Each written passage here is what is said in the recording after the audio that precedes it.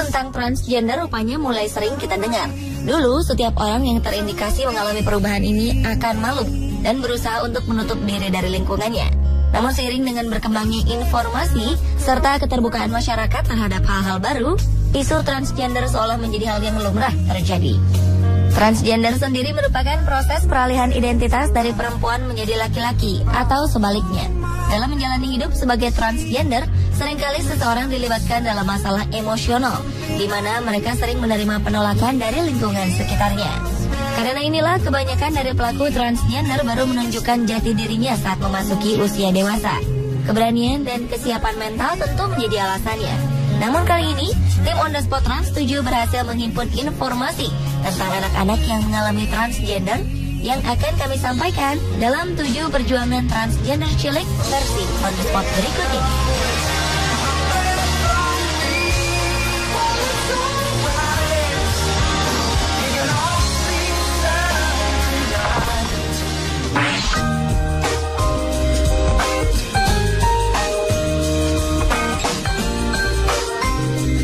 Pasang orang tua bernama Jeremy dan Catherine Mathis awalnya tidak terlalu memikirkan perilaku anak laki-lakinya yang tidak menyukai mainan mobil-mobilan.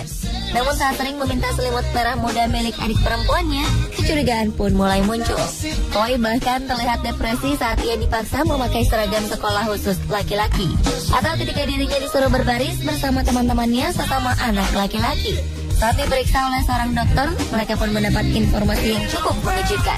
Chloe diketahui mengalami gangguan identitas gender, yang tak lain merupakan sebuah kondisi di mana seseorang mengidentifikasi diri sebagai lawan jenis.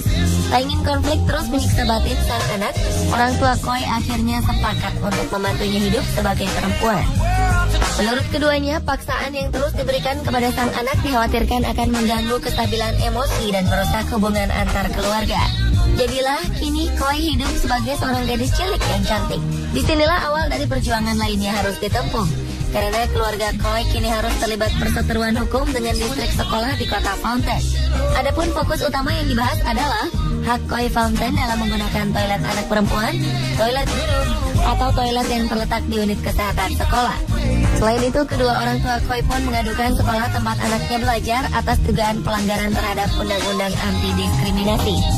Sejak muncul persoalan dengan penggunaan toilet di sekolahnya, Chloe yang kini berusia 6 tahun pun memilih untuk belajar di rumahnya.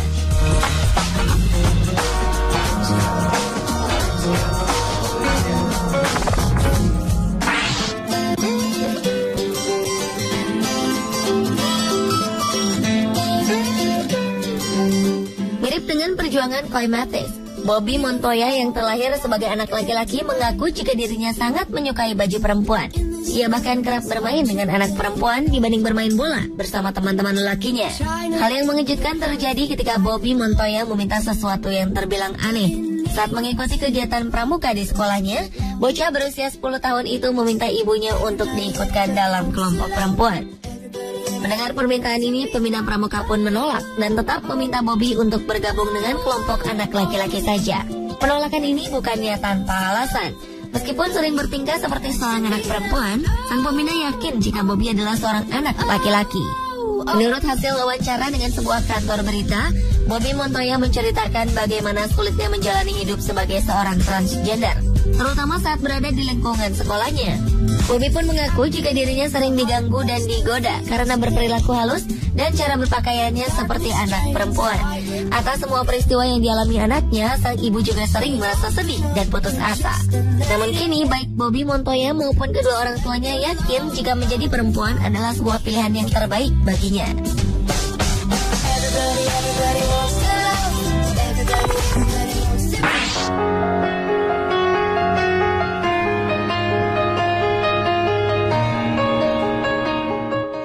Seorang anak berusia 6 tahun secara resmi mengubah namanya menjadi Tyler sejak 18 bulan yang lalu.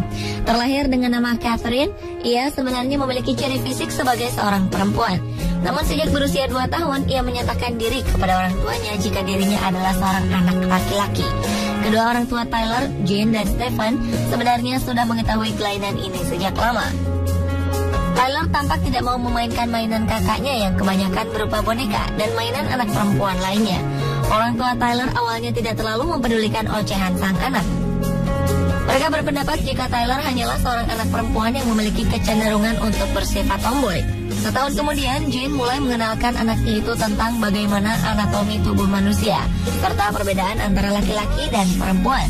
Kepadanya, Jane lalu meyakinkan jika Tyler adalah seorang perempuan. Penjelasan Jane rupanya malah membuat Tyler kebingungan.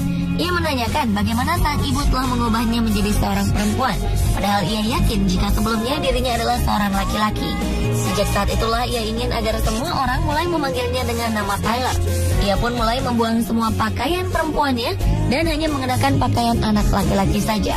Kepada setiap orang yang menanyakan identitasnya, Tyler dengan mantap mengatakan jika dirinya bukanlah seorang transgender, melainkan murni seorang laki-laki.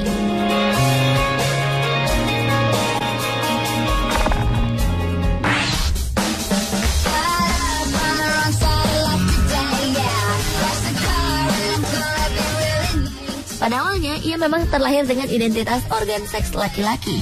Namun saat beranjak remaja, Jazz mulai mendapati dirinya yang ternyata sangat menyukai segala hal yang berhubungan dengan perempuan. Jadilah kini Jazz menjalani terapi hormon untuk menghambat pertumbuhan identitas kelaki-lakiannya. Dalam wawancara, Jazz Jennings sebenarnya mulai merasakan kelainan ini sejak berusia 7 tahun.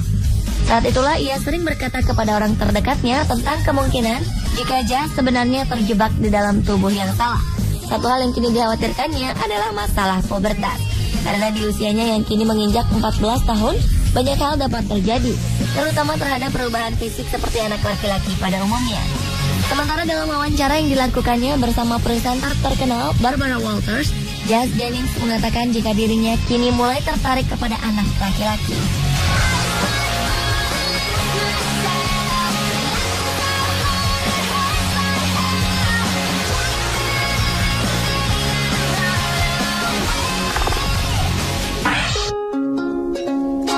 Sitting at the coffee table where you're reading Kierkegaard. Perlakuan tak menyenangkan sering dialami Harriet Cunningham sejak dirinya masih sangat kecil. Harriet yang kini menginjak usia 11 tahun kerap menerima perlakuan diskriminatif baik saat bermain maupun ketika dirinya bersekolah. Berbagai macam ejekan dari teman sebaya sering ia dapatkan karena penampilan dan gayanya yang saat itu dianggap aneh. Harriet Cunningham lahir sebagai seorang anak laki-laki. Namun sejak tahun 2012 lalu, ia secara resmi mengganti nama dan jenis kelamin di dalam akta kelahirannya. Meski secara biologis ia masih dapat dikatakan sebagai seorang anak laki-laki, namun Harriet berkeras agar dokumen pribadinya dapat mencerminkan kepribadian yang sebenarnya. Pada awalnya, organ seks Harriet memang tidak berkembang dengan normal hingga usianya mencapai 3 tahun. Kelainan yang dalam istilah medis dikenal dengan sebutan gangguan identitas gender ini membuat Harriet harus merasakan hidup dalam tekanan dan stres yang berkepanjangan. Meski begitu, sang nenek Kathy Dickens mengatakan jika sebenarnya Harriet memiliki kepribadian yang kuat dan tegar. Karena setiap kali ia diejek teman-temannya, Harriet selalu membalas ejekan-ejekan tersebut. Melihat kegigihan sang cucu dalam mempertahankan keyakinannya, nenek Harriet mulai mengambil langkah serius. Bersama cucunya, ia kini memulai sebuah kampanye untuk menghapuskan kolom jenis kelamin dari akte kelahiran. Tak tanggung-tanggung, petisi yang ia buat ditujukan kepada menteri dan anggota parlemen Comox di British Columbia. Belum diketahui bagaimana reaksi pejabat pemerintah terkait hal tersebut. Namun, petisi yang ia buat rupanya mendapatkan banyak dukungan dari mayoritas masyarakat Kanada.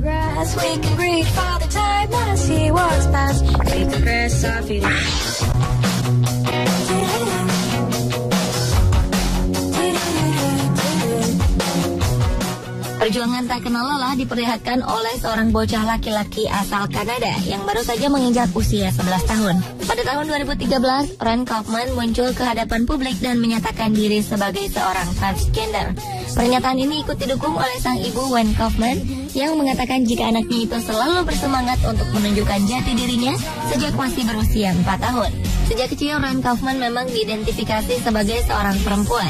Namun seiring bertambahnya usia, Ren mulai memperlihatkan kesukaannya untuk memakai pakaian anak laki-laki. Kepada sang ibu, Ren bahkan menanyakan tentang kemungkinan dirinya berubah menjadi seorang laki-laki. Melihat hal ini, keluarga Ren kemudian membawanya untuk berkonsultasi dengan seorang psikiater. Namun setelah melalui beberapa sesi wawancara, psikiater tersebut berusaha meyakinkan agar keluarga Ren mau menerimanya sebagai seorang anak laki-laki. Sejak saat itulah Ren merasa lebih bahagia dengan keadaannya.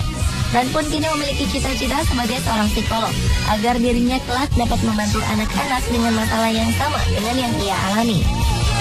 Ia pun menyarankan agar anak-anak yang mengalami krisis identitas gender mau menceritakan semua masalahnya kepada orang tua mereka. Menurutnya, orang tua mungkin tak akan dengan mudah mengerti masalah mereka. Namun yakinlah, jika pada akhirnya orang tua akan selalu mencintai anak mereka apa adanya.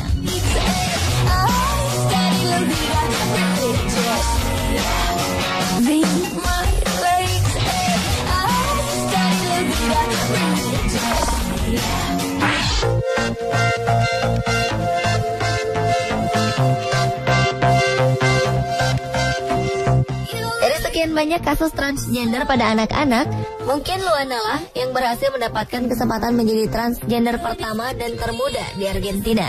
Kesempatan ini ia peroleh saat ditetapkannya hukum identitas diri yang baru saja diputuskan di Argentina.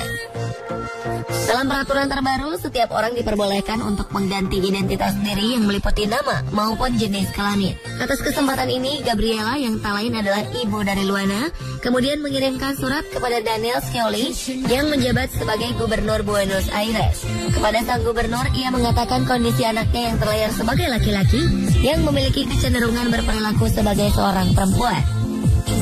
Pada awalnya pemerintah menolak permintaan ini, namun di saat yang bersamaan dukungan pun muncul dari berbagai organisasi penggiat hak anak. Di antaranya adalah Sekretariat Anak-anak, Pemuda dan Keluarga yang dengan gigih berusaha memperjuangkan hak Luana ke tingkat dunia. Atas usaha ini, pemerintah Argentina pun luluh dan setuju untuk membahas masalah ini ke tingkat yang lebih serius. Hingga pada akhirnya Luana diperbolehkan untuk mengganti nama maupun jenis kelaminnya pada kartu identitas dan sertifikat kelahiran.